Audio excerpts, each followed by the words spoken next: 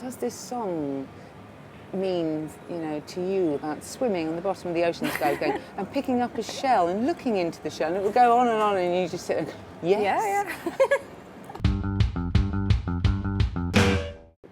Was there a record that you heard that really made you want to make music? From when I was very young, Parallel Lines was a record.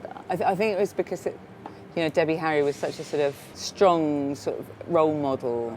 She had real attitude. She was clearly part of a band, and that was really when I thought, God, I'd like to do that. That would be amazing. Elizabeth Fraser was quite an influence on me. She completely made up words, like gobbledygook. Oh, okay. She'd just make up words, and it would sound amazing. Yeah. What about you? Bands like Beat Happening and really kind of naive music that kind of just seemed like anybody could do it. Attitude over ability.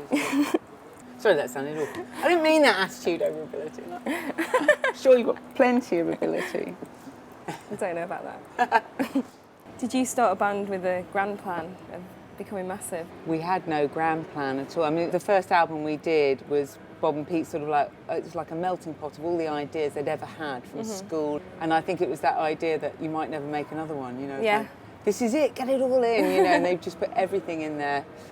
But the idea of still being going sort of 22 years later is just ludicrous, isn't it? It's great though, isn't it? I know. I think the main reason is that we've never really had a massive hit. Right. So if you really want to last for a long time, just have mediocre hits all the way along. Never get into the top Never 10. That's out. my tip for the top.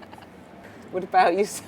No, I mean, we just started doing it for the love of it, really. I think it's a bit dangerous, isn't it, if you have too many expectations of yourself, because it's hard to be creative. I used to get frustrated in the very, very early days because the band had been going for about a year before I joined. And Bob and Pete were the sort of focal point of the band. And then I used to get this very sort of dismissive, like, it wasn't worth talking to me. A bit like, I must have just been brought in as a kind of, face and voice of St. Etienne, but I didn't really have anything to say about it. And I used to sit there and see. And the worst thing was it was mostly female journalists, which was really bizarre. Yeah. What's been the highlight of your career then? The first time we did Top of the Pops was just something I'd always wanted to do. I always watched it as a child, without fail. It was like one of those things, if you didn't watch it on Thursday and went to school on a Friday, you'd feel like a twit. And then the other one was when we first did Glastonbury. We were the first band to be televised. And I remember our guitarist was the first face on Glastonbury Live, and there he was.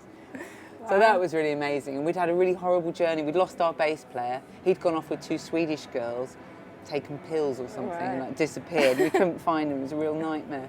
And then we got down there with about 10 minutes before our stage time.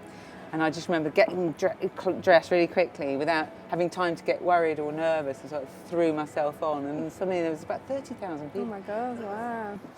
What are your favourite moments to date? After our album came out and people actually started to know the songs more, and I guess it's just on a smaller scale for us. For me, it's just really nice when people are singing the words, and it's amazing, isn't it? It's really nice to meet you. I'll come and watch you play later. Thank you. I'll come and watch you play. Cheers for this enormous G&T. Cheers.